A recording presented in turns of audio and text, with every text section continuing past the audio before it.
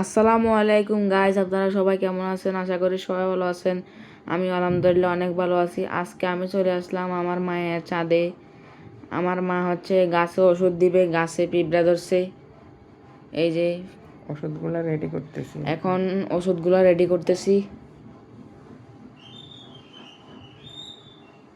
এই যে ওষুধগুলো এখন বোতলে ঢালতেছি।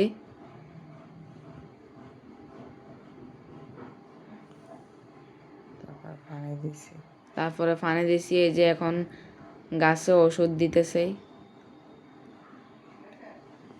গাছে কিন্তু অনেক পিঁপড়া। বরকড়ি গাছ, এখানে বরকটি গাছ। বরকড়িগুলো খেয়ে ফেলতেছে। বরকটিগুলো পিঁপড়া খেয়ে ফেলতেছে, দেখেন। তো এখানে তালের বেশি মা মাটিতে রেখে দিবে এখানে। ওইটাতে নাকি কিছুদিন পরে হাঁস হবে। ওটা খাওয়া যায়। ওইটা কিন্তু আবার খাওয়া যায়। মাটিতে রাখতেছে, এখন মাটিতে রাখতেছে। এই যে গর্ত করতেছে।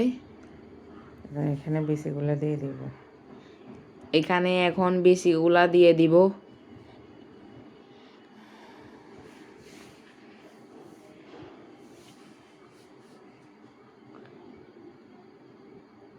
এই যে এখন রেখে দিচ্ছি।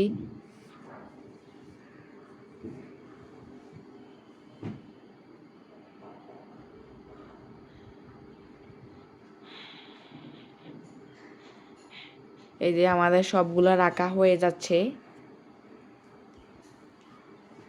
এখন আবার মাটি দিয়ে ঢেকে দিচ্ছি। এখন আবার মাটি দিয়ে ঢেকে দিচ্ছি, যেখানে সব মাটি দিয়ে।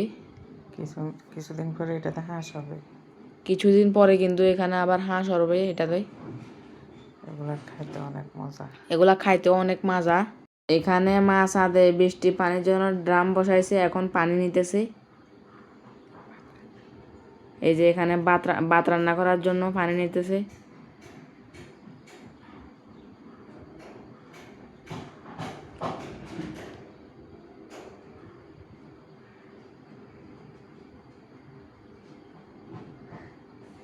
শেষ পানি নেওয়া।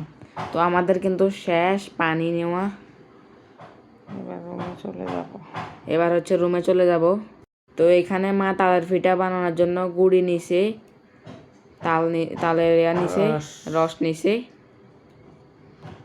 এই যে তালের রস, এই যে তালের রস, এগুলা হচ্ছে গুঁড়ি।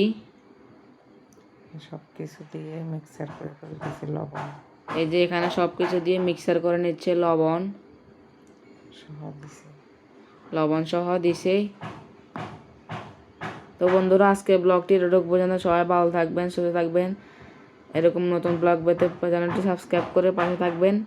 এই যে আমাদের পিঠা তৈরি হয়ে গেছে। আল্লাহ হাফেজ, আসসালামু আলাইকুম।